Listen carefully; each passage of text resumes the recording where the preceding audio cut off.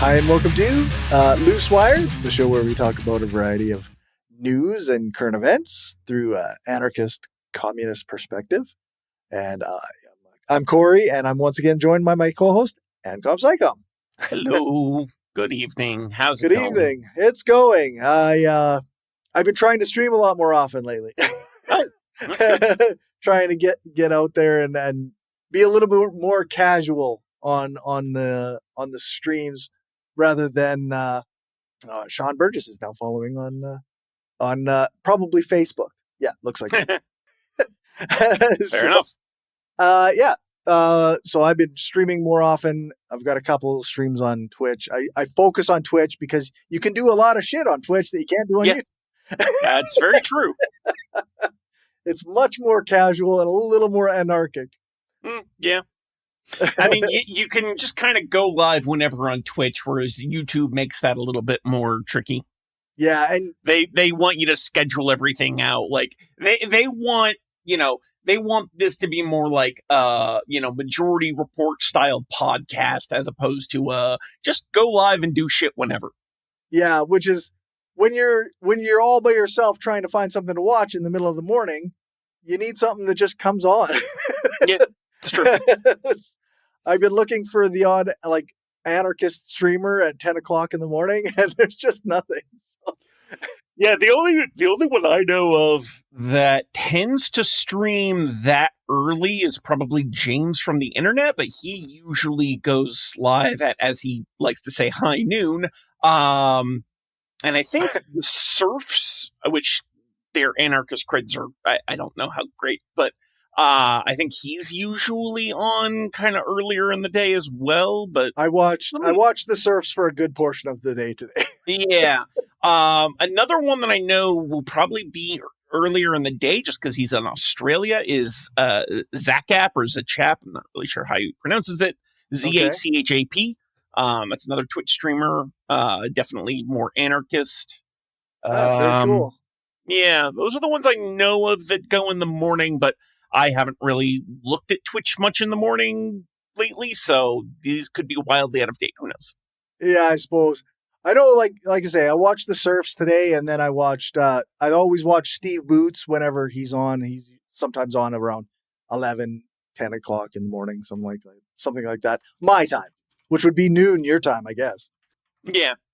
So, I guess, when with that out of the way, random chit chat, we can get going into our stories. Yeah. I'm gonna bring up I'll bring up the HuffPost article. I will share it. Come on. Share screen. Yes, I understand. Let's proceed. Share. All right. The HuffPost. So this is where I started with this article, or this kind of story, was with this. Israel's military says airdrops of aid will begin in Gaza. But as I noted in the notes, is like this was by and large kind of just a response to some pressures, because they're the ones that are causing the need for airdropped aid anyway, and they're blockading all kinds of aid. So 25 Palestinians were killed this week by Israeli gunfire and airstrikes in Gaza, that was last week, I guess, technically, including people reportedly trying to access food aid. Eyewitnesses say some of those who were killed were unarmed civilians that were approaching trucks which had been allowed into northern Gaza. The Israeli military claimed they were identified suspects, but footage and testimony contradict that, showing people shot while gathering around aid convoys. Canada's Prime Minister Mark Carney condemned the killings and called the broader crisis a man-made famine, which is becoming more and more spoken about by various people with actual power in various governments. But whether they'll do anything, it's hard to say. Speaking at the UN, he demanded that international aid groups be given unrestricted access to Gaza and criticized Israel for blocking Canadian-funded humanitarian shipments. There was also, the fact that they're literally stopping, aid convoy, like ocean-bound aid convoys, is like really fucked up. And the big argument I hear, like, defending this shit is that, well, if we give all this, food aid to Gaza, Hamas will just take it all and keep it from, the regular Palestinians. And I'm just like, how you fix that, right?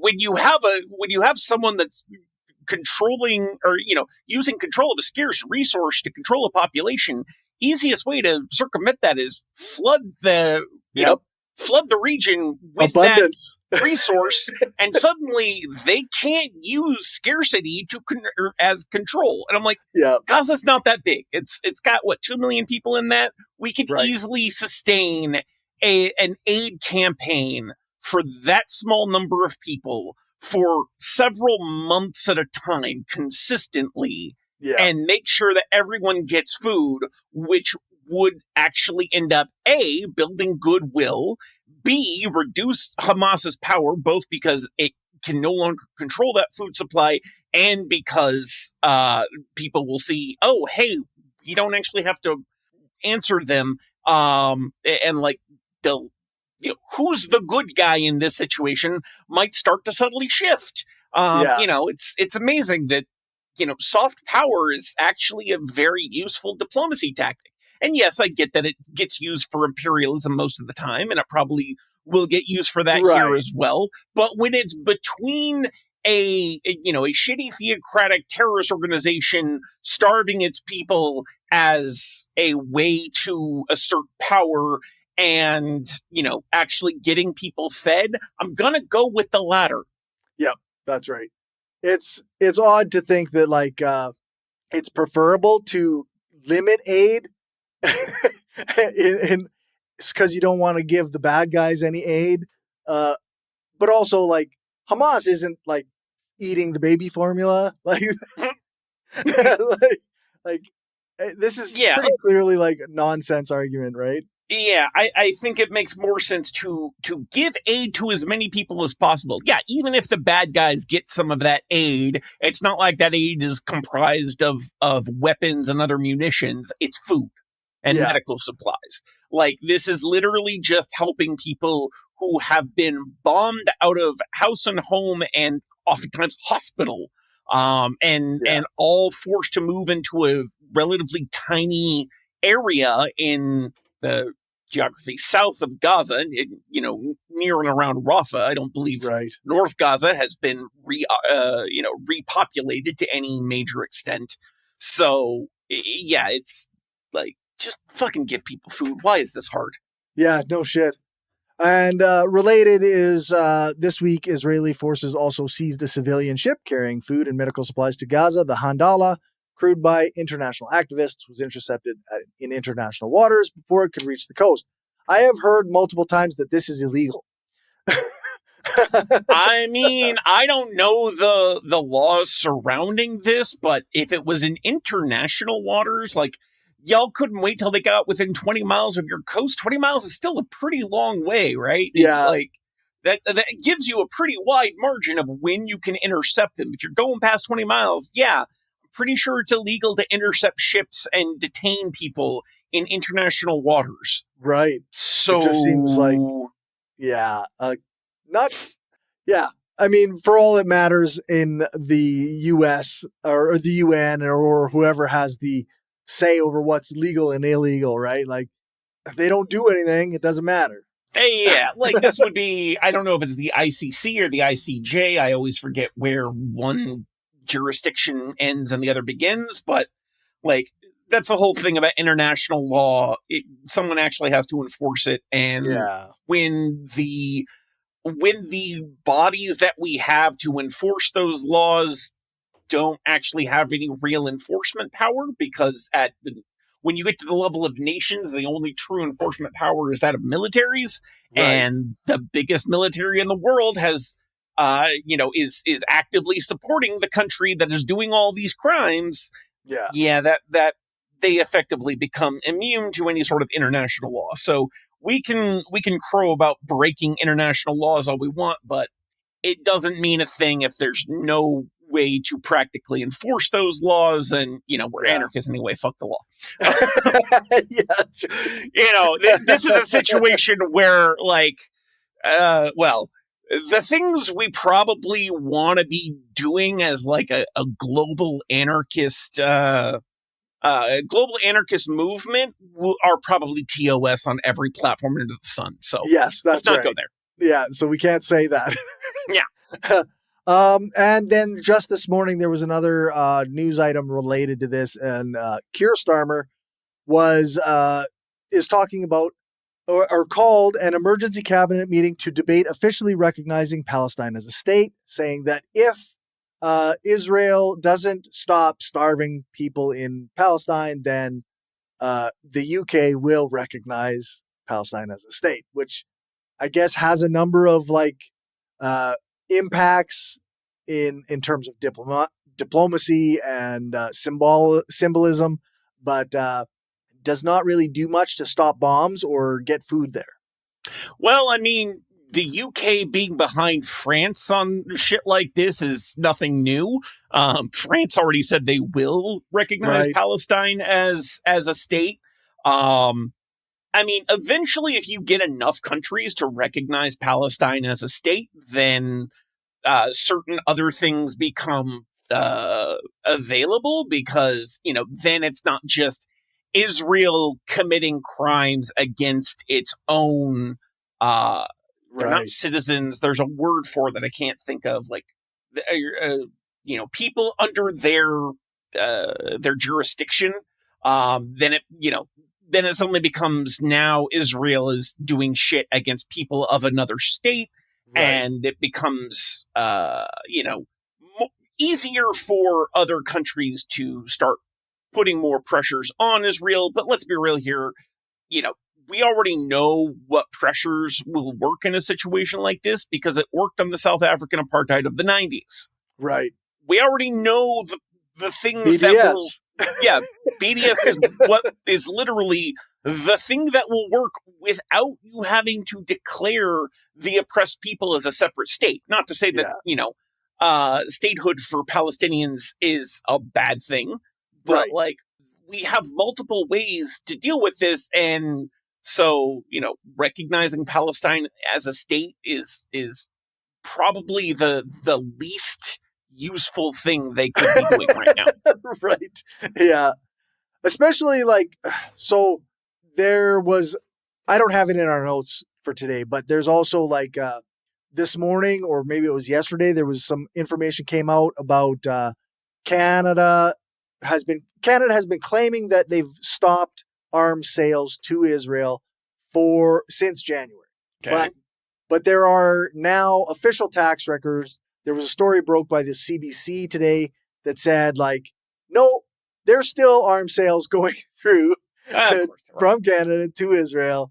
This is a myth or a lie by the state. That is. Yeah. Well, I'm curious, does that report indicate whether these are direct sales or being funneled through somewhere like the U.S. where, Canada sells shit to the U.S. and they know that shit is going to end up getting sold to Israel, but they have some sort of plausible deniability. I think that's kind of where the key is that it's being sold through a third party like the United States. Yeah, that makes sense. So they get to save face on the official documentation saying, hey, we're not selling anything directly to Israel. I mean, we're pretty sure we know the stuff we are selling to other people is just going to end up in Israel, but yeah, we can't say that for sure. We don't know for sure. We're specifically not selling to Israel, though. We are specifically not selling directly to Israel. That's the important thing. That's the important thing to them. Yeah, that's right. It's what you can prove on paper. Yeah, that's right. I guess moving on, we've got Trump executive order regarding homelessness. Oh God, yeah, this. Yeah, not cool. Fucking making basically homelessness, addiction, and poverty illegal. Yes, essentially. Yeah. And and engaging in certain things like what do you got? Where am I? Jesus Christ.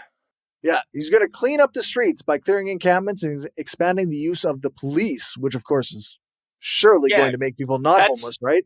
That's that's made all sorts of difference in the places that's already been happening for the last several decades. Specifically California. Yeah, it turns out displacing encampments of homeless people doesn't get them into houses. It just moves those encampments elsewhere. Or at worst, it just gives you, homeless people scattered around the city. This isn't a helpful thing.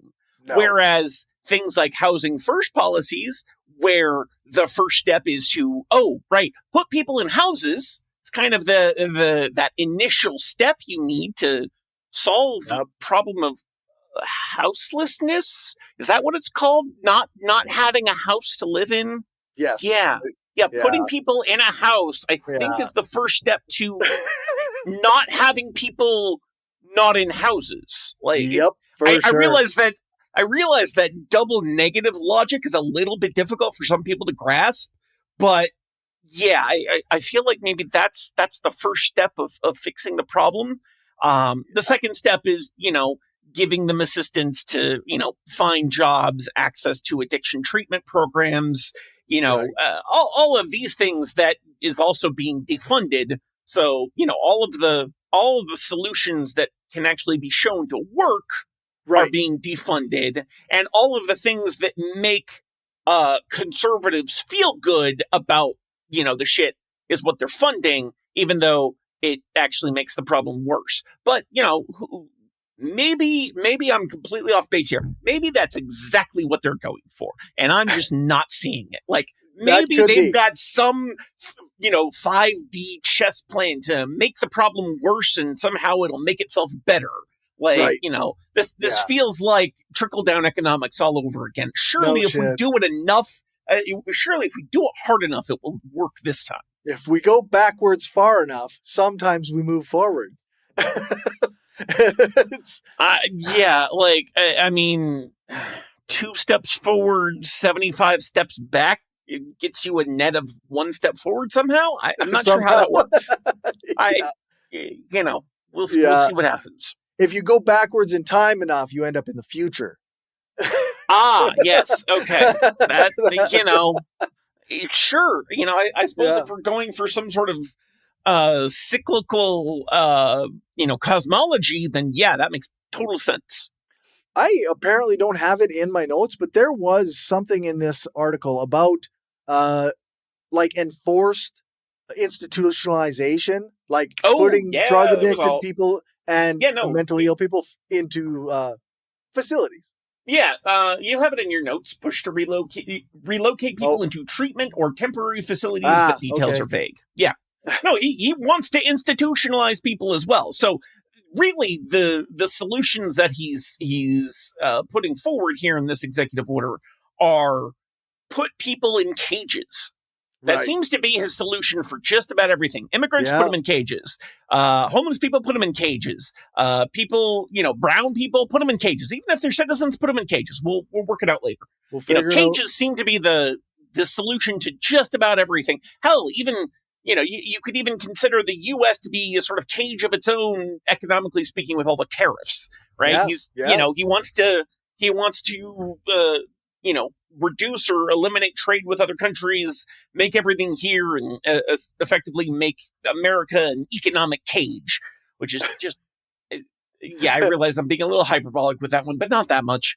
Let's be real here. It's not that much. Speaking of which, we do also have a story on the failure of trade with Canada. There is a August 1st deadline for trade. Oh, hey, that's in a few days. In fact, as of right now, that's in 3 days. Cool. Yeah, so between Canada and the U.S., there is a deadline, and Trump has said quite clearly that he doesn't think that a deal will be reached by then, because Canada is very hard to negotiate with. We have our own economic interests in mind, and not America's. Yeah, it's as if everyone has their own particular interests in mind, and you have to take that into account when you're doing these sorts of trade deals. And Yeah. I think Trump was just kind of expecting them to act like a 51st state and just be Americans. I'm like, don't We're think not they want there. that, bud. I Yeah, don't we're think they not there want that. yet. Yeah, Any of us definitely don't. I think we need to get the gang from Letterkenny and Trailer Park Boys to give Trump a good talking to. Maybe he'll figure it out then. They speak his language a little better, I think, than the typical Canadian politeness. Yeah, that's right. Yeah, less I think less good Mark old. Carney, more Letterkenny. Let's go with That's that. right.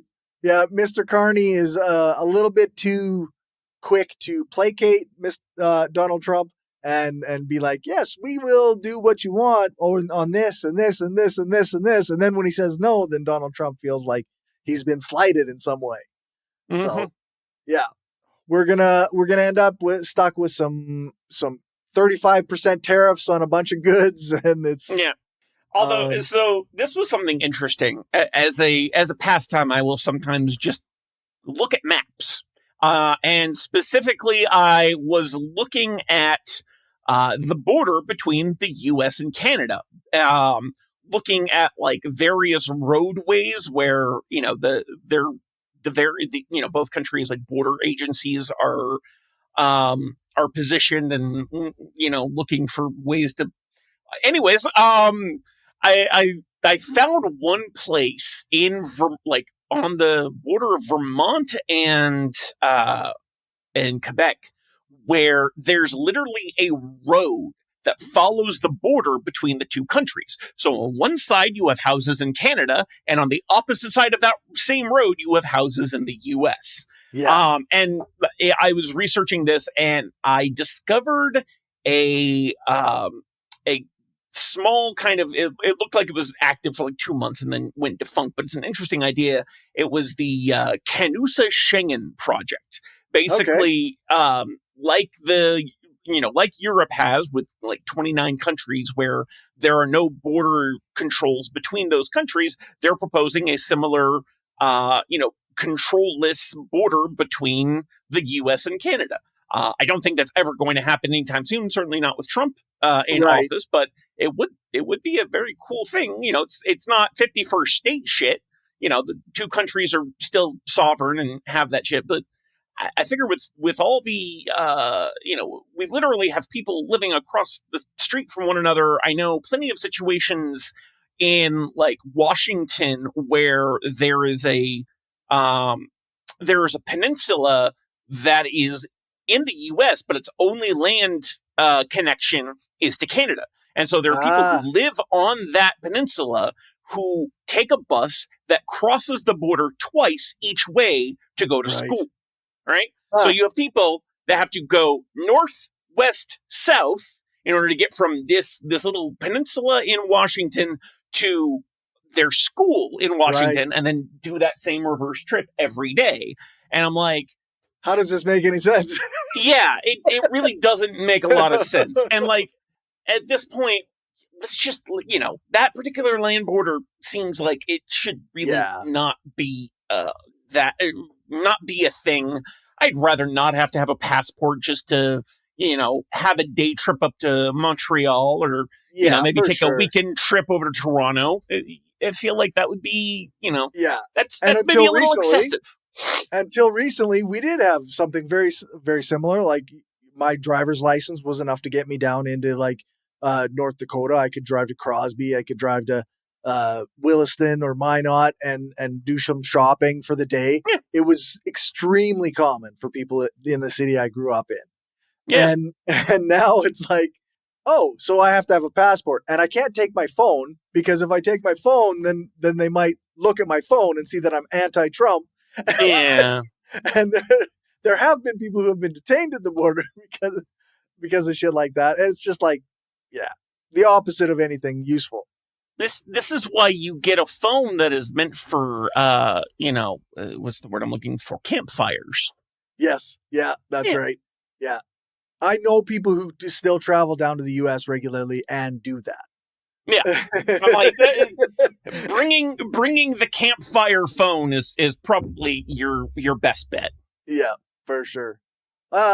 Speaking again of Donald Trump, I hate that that I had to cover this story because I'm so sick of hearing about Trump and Epstein. I Oh knew he yeah, was on the fucking flight logs we like all did. years ago. Like, what the fuck are We we all knew still this. arguing Like about? it was after after the whole Epstein death. I'm not going to call it a suicide because honestly, I'm still on the fence at this point. Sure.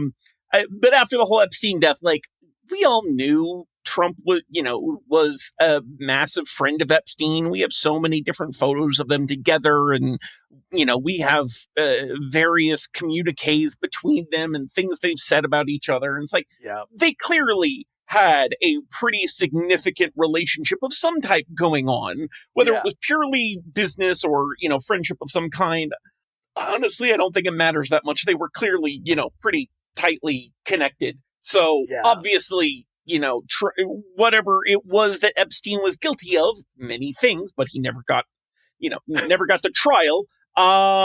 Trump was probably involved in that. And I actually just saw something today where there was some sort of, I don't remember much of the details, but there was like a quote from Trump about like, he was mad at Epstein for poaching a worker of his at Mar-a-Lago, this worker being an underage girl. He nabbed her or something, he said? Yeah, I don't remember the name. But regardless, Vanessa Guilford, I think was her name. Okay. At least that's, I think, what it was. So like he poached her from Mar-a-Lago to his island, and I'm like, oh, okay, so okay, yeah.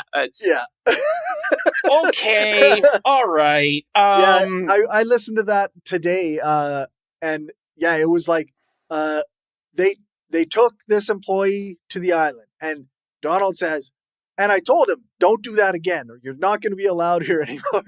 And then he did it again, and he told him, you're not allowed here anymore. And it's like, come on, Don, are we supposed to believe that shit? Like, the only reason I have any interest in the Trump Epstein thing is that it is clearly something that has been getting more and more on the nerves of his base, and I don't think, for once, they're falling for his bullshit about it. I think they're actually, like, mad that he is doing all this shit to cover it up when, they were actually relying on him to release all that information. So maybe this is the way he loses his base. Maybe this is the way that, he and his cronies fall from power. I'm not like super hopeful on that point, but it's the only thing I've seen that seems to have the possibility actually there. Right. Yeah. Because it's because they used it for so long against their enemies, right? Like they were like, oh, well, it's all the Democrats and all the Hollywood elites are Epstein clients. We're looking for the Epstein client list, which I don't think there's such a thing. Like, I don't think there's a list. I think that we have a variety of documents that show the way he interacted with a variety of people. Yeah. And we don't need a list to say that these were not good things to be. He was not a good person to be interacting with. Yeah. Well, I feel like, mind you, I know very little about the character of Jeffrey Epstein, but I feel like he is the sort of person who probably would have kept dirt on people to use as blackmail somewhere down the road. Like he was a financier that did not start out from like a wealthy family and seemed to get seemed to go climb that ladder pretty quickly. And that tells me he probably had backdoor ways of he had dirt on people and he used that to get into positions of wealth and power. So I think that such a list or something approximating it might exist at the very least, like, dirt on people, especially given, what was it? The shit we've heard from Pam Bondi, Right. has been like they don't want to release the files that they have on Epstein because it includes a lot of information about victims. I'm like, A, you can redact that shit. Yep. B, information about victims probably goes hand in hand with information about perpetrators. In many And cases. I'm guessing it wasn't just Epstein and Ghislaine. Yeah. I'm guessing there was more to it than that. And so chances are there's evidence on a number of people, among which Trump probably is in there somewhere. I would almost think so, yeah. Yeah. So, like, that is the only reason this particular story keeps my attention in any way, is because I'm like, okay, maybe this will be the thing that finally disillusions these people into revoking their support for him. Where that support goes, I haven't a fucking clue. The Right. MAGA movement's become big enough that if they shifted their weight to someone else, that could be a big thing. Or it's just as likely as not that they could end up splitting, because Trump is their one singular unifying figure, Right. and everyone, like, they're, if they end up splitting among half a dozen different figures, who knows who's going to come out on top, and whether that's going to be someone that's going to end up being able to capitalize on that windfall or not. So I don't know where we're going, but I know, yeah. Like, one of the things that really caught my attention, or like it made me like, whether you buy into like the way that people are talking about it or not, the way that the DOJ and FBI have acted is fishy as hell. Yep. And it certainly feeds into the way that people are going to talk about these things. Yep. So it's not good, and but it is good in a sense too, because I've heard multiple like people talk about it, like Trump wants to escape this kind of like perception of him with Epstein, and it could seriously undermine their entire base. Yeah. So we'll see where it goes. But yeah, like I'm hoping that this actually causes enough of a mass of his followers to realize that he's actually been he has been the swamp the entire time. Right. I'm not banking on it by any means, but one can hope. Yeah, one can hope. They've at least turned on like Bongino and like the other who was the other guy? I can never remember. Anyway, but yeah. We'll move on. Yeah. Let's see. I'll share this. Replit CEO. Amazingly, an AI company I haven't heard of. Granted, they're popping up like flies these days, so it is kind of hard to keep track. Right. Yeah.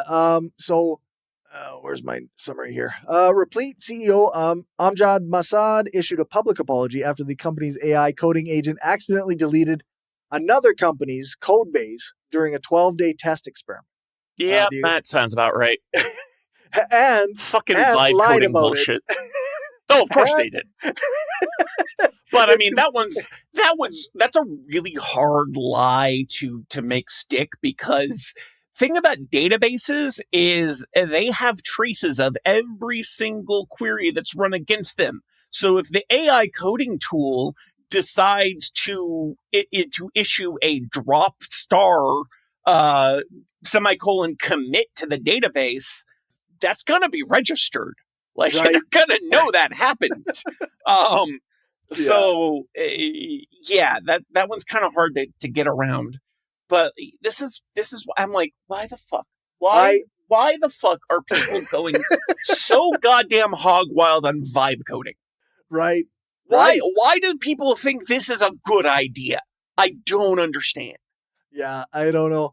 I thought it was quite hilarious myself. Yeah, I can understand, wanting to get some AI help with, syntax and maybe to write a function or two and kind of help you with the grunt work of it. But just straight up, like, for anyone who doesn't know, vibe coding isn't just like letting an AI help you with the programming as a developer. It doesn't. It's something where you tell an AI what you want a program to do. It'll spit out a bunch of code, and you run that code. You're expected to run that code without reading it, without even understanding it. And then if it doesn't do the thing you want it to do, you tell the AI, it gives you a new bunch of code, and this goes back and forth. And Right. at no point does anyone who actually understand the code give it a critical look, because then it's Right. not vibe coding, then it's just coding. But Right. you're supposed to go with the vibes on it. It's And it's it's the AI so slop goddamn stupid. of it's the AI slop of coding. Yeah. That's what And it is. despite the fact that we repeatedly, over and over and over again, see this fail on its face miserably, the few successes that it does have, because the AI just happened to not give you complete and utter slop that one time, gets raved about, and everyone's like, I was recently in San Francisco. I literally passed a billboard that was like, vibe code safely with blah, blah, Really? blah company. It was just so incredibly, It wasn't Replit, though. mind-numbingly stupid. Like, yeah. I thought this was quite funny because not only did it delete the production database, but then it falsified all the results. Yeah. Like, because it's supposed to make you happy, right? Like, it's programmed to make you happy, so it's gotta fake it. And I just love Because I'm happy.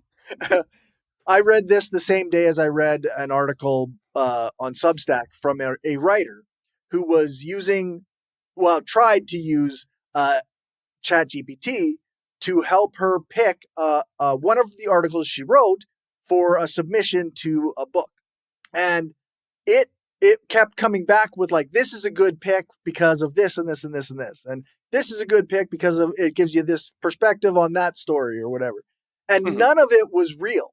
It never once read the articles that she posted. It just maybe read the headline and then kind of made shit up. And at the end, she's like, you didn't read any of these. How am I supposed to trust this thing as like a tool in any sense? And it just, yeah. So I read this the same day as I read that article, and it was quite a round of funny stuff for me. Yeah, that's just... the more we get into this, the more it's just going to turn into an ever increasing shit show. And like, and I say this often because I'm not actually I don't hate this stuff. Like, I don't hate the idea of a LLM being useful if it was useful. Yeah. If it could tell you true things and be helpful, then I would like it. But Yeah. it doesn't, and it doesn't. So. Yeah, but of course, under capitalism, it's not going to be about whether or not it's helpful to us, the people. It's going to be about whether or not it can save the capitalist money, because now they can just have a computer do the thinking instead of hiring humans. Yeah, that's right. That's all it's turning into. Which so I think it was in our first episode we covered Duolingo. Oh yeah, and they were haven't really people. Looked up what happened to them. I heard, I haven't read about it, but I did hear that they ended up having to hire some people back. Yeah, that sounds about right. That is not at all that because it turns out when you jump you jump in feet first to a product or service that's not ready yet, you end up having to do a 180 real fast. They just keep shoving this garbage down our throats, and then we have to fucking fix it on our own. Yep. All right. So the next article, we're into the lightning rounds, I guess. Yep. We often spend just as much time on these as we do the main stories, but I'm going to bring this up. I felt quite hopeful about this story. So there's a study that challenges the idea that heredity explains a majority of mental illness. Like, this is, they did research on 3 million Danes, and 89% of people diagnosed with schizophrenia had no close relatives with the condition. And for depression, it was 60% had no family history. Interesting. Yeah. Which, so I have a family. My brother is schizophrenic, my mother is schizophrenic, and my uncle is schizophrenic. And I found that this, I always had in the back of my head that I'd have to pay attention to the kind of lives my kids were living, so that they didn't live the same way as my brother did. And because I didn't want them to accidentally trigger their genetic potential for schizophrenia. Yeah. And it apparently that's not something I had to be as concerned about any more than your average person. Yeah. There's like, what was it? Even if a parent or sibling has schizophrenia, there's a 92% chance that you will not develop it. So that's interesting. If you are a person who has family members who are suffering with mental illness, this can be I guess, a bit of a hope that your children won't also suffer the same way. Yeah, but I mean, on the not to bring us down, but on the other hand, that does mean even if you have no family history of this, that's true. Yeah, there's still every chance you could end up with it.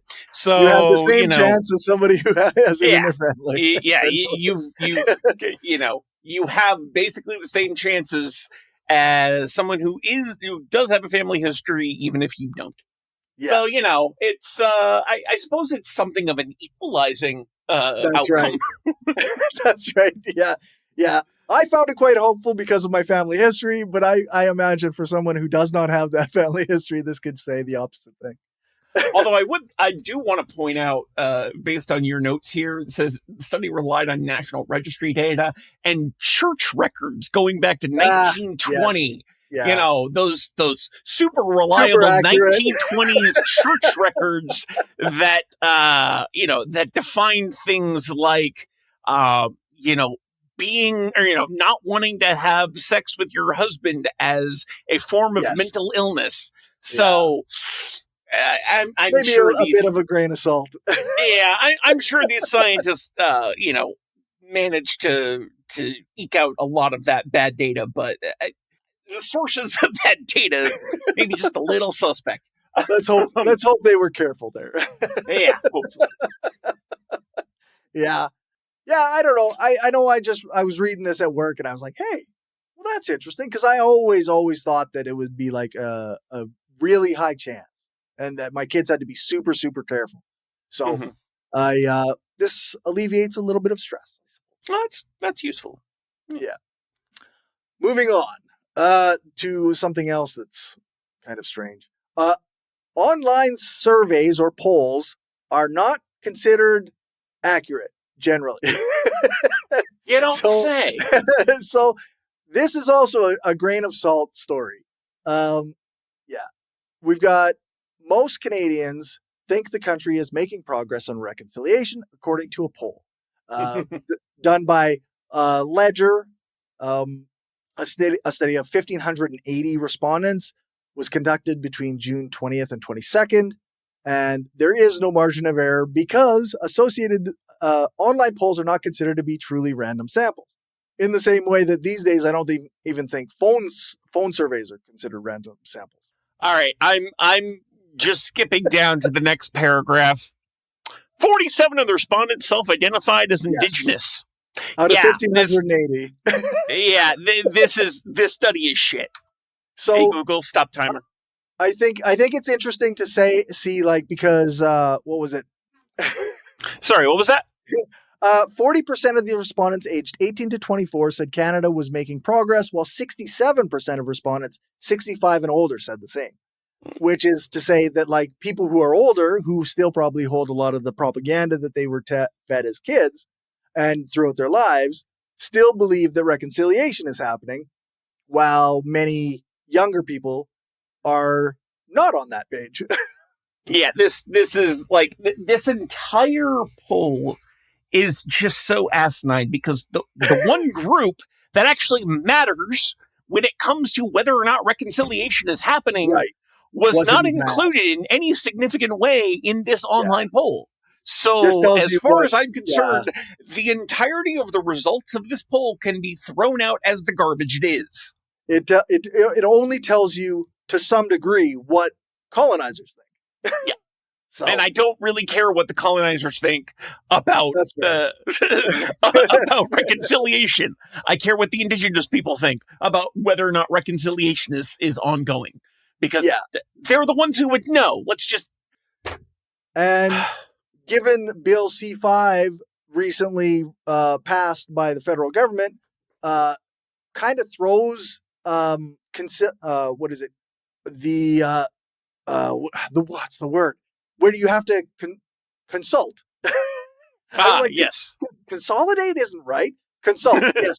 But they have to consult with Indigenous people, generally due to treaties, whenever there's a project going through. But now, if it's deemed in the Canadian interests, it can be, the consultation can be ignored or not happen. So, yeah, a lot of Indigenous groups are not happy. And I wonder why. Yeah, shocking. They're not happy that their opinions and consultations can just be thrown out if it's deemed to be in the country's interest. No. Yeah. Go figure, hey? Because it's not as if they're actually involved in the process of determining, what happens to be in the interest of Canada. Right. Yeah. No. And that's the thing. A lot of environmental stuff is going out the window because of Bill C-5. And a lot of stuff is going out the window because of this bill that was pushed through by the Liberals, who are just doing what Conservatives would have done. Completely off topic. I hate the way Canada refers to their bills as C whatever, because the thing is, every single legislative session, there's a new set of C whatevers, and like this C5. I feel like I've heard Bill C-5 referenced multiple times in the past, and it wasn't this bill, because this bill's new. No, right. there have been lots of other C-5s. At least in the U.S., we will give bills colloquial names, like the most asinine bill name ever of the One Big Beautiful Bill Act. The One Big Beautiful Bill. Yeah, well, that's the thing. It was the One Big Beautiful Bill Act, right? It's a bill and an act at the same time. Nice. Once it starts out as a bill, and then once it's passed, it becomes an act. That's how that works. But no, but it has got to have the alliteration, of course. But anyway, yeah, it's just this. Like, at the very least, Americans take time to name the bills with some measure of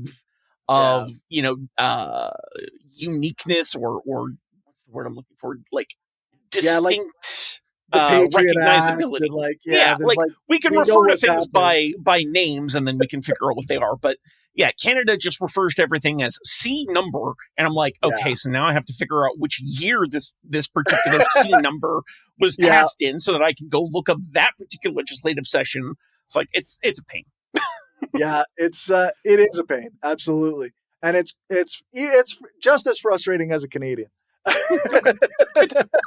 Good to know I'm not just the random American looking and saying this is stupid and y'all have some good reason for it. No, you think it's dumb too. I don't know. Maybe the people in Parliament have a good reason for it. I'm sure they have plenty of good reasons. I don't care. Yeah. I think it's dumb, but so that's it.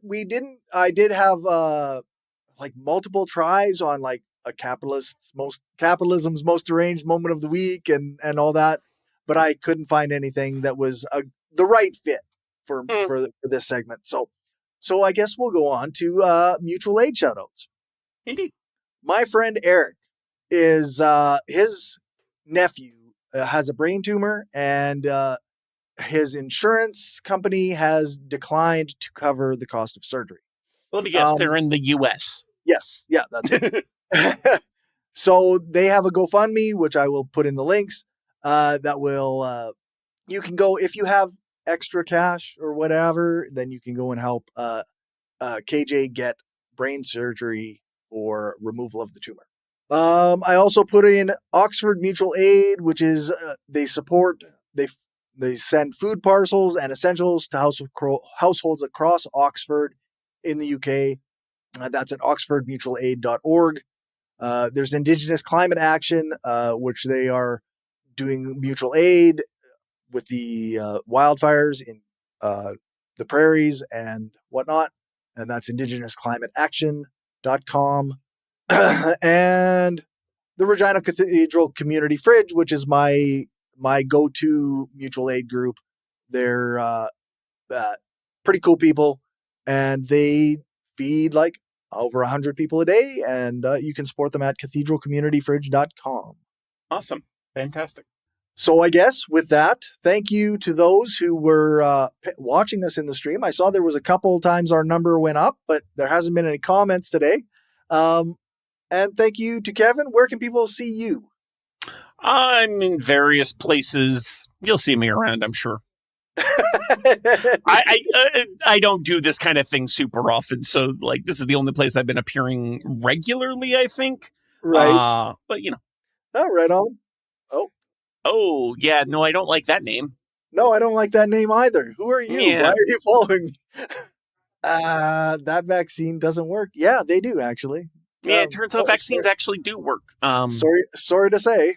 Yeah, so you know, I'm you know I don't know why you've decided to follow this channel. We're very much not going to support that particular message.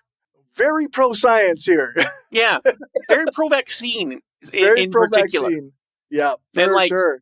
You know, I think one or both of us could probably guide you through the steps of how a vaccine actually does work and why it works, and I'm sure you have plenty of objections that I've seen time and time again and have managed to completely falsify or bat away because they're nonsense, but not the place or the time. I guess if you want to follow us for real information, then you can do that. Sure, we'll go with that. All right. But, something tells me with a name like that, they're not that open to, They won't be around long, I doubt. No. So, all right. Oh, well, thank you, Ancom.com, yeah. and thank you to anyone who hopped on and watched, except for the vaccine doesn't work. Have a good night. Good night, everyone.